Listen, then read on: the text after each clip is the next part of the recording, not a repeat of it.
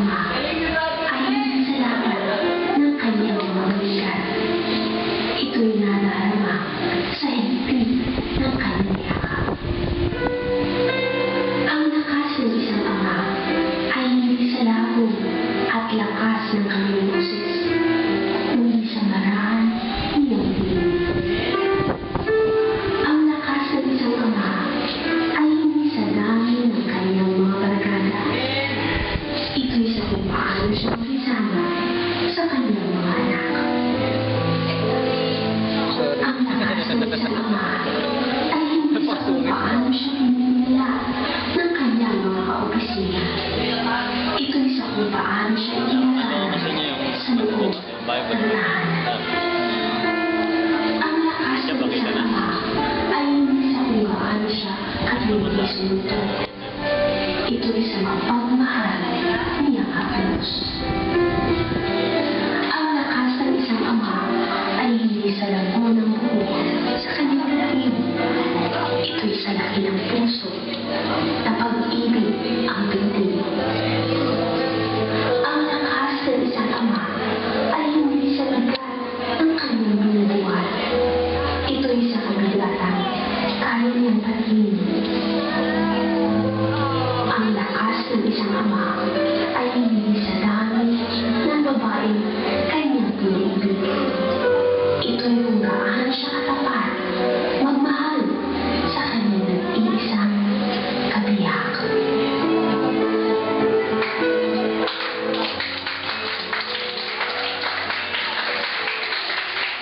Ito ang Forever Love.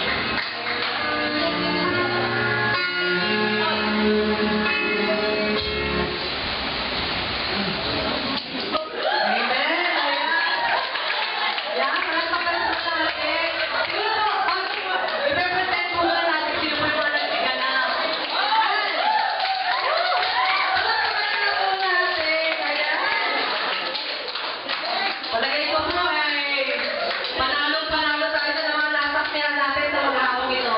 Una po, ang mga nagsiganap po, ayan, ang may pinaka ibang klaseng pinili po pala, si Brother Rene. Yes, gumanap po siya bilang sa panan. Ayan, mauli natin.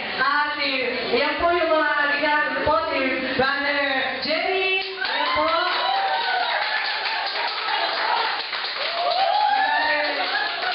Sila po yung mga ama ng tahanan na binago ng Panginoon.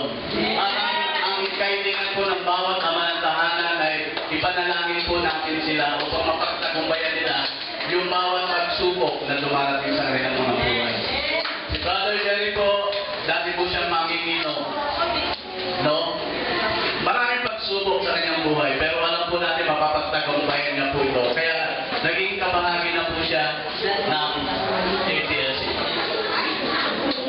Yan. At si Brother Emo, isa rin, siguro dati siya manginginom, naging kasama siya ng ibang tao, pero purihin ng Panginoon, nandirito siya at maaaring maglingkod para sa Panginoon. Si Brother Benilio, alam ko na may tawag ang Panginoon sa kanyang buhay.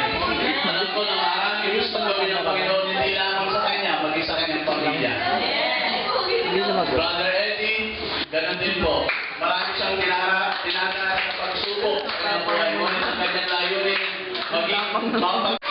Si Brother Rene, kilala natin si Brother Rene, lalo na sa lugar na ito. Pero salamat sa Panginoon, dahil kasama rin natin siya. At kasama rin natin siya lagi sa panalangin. Si Pastor Ano, maraming salamat sa kanyang buhay. Dahil tunay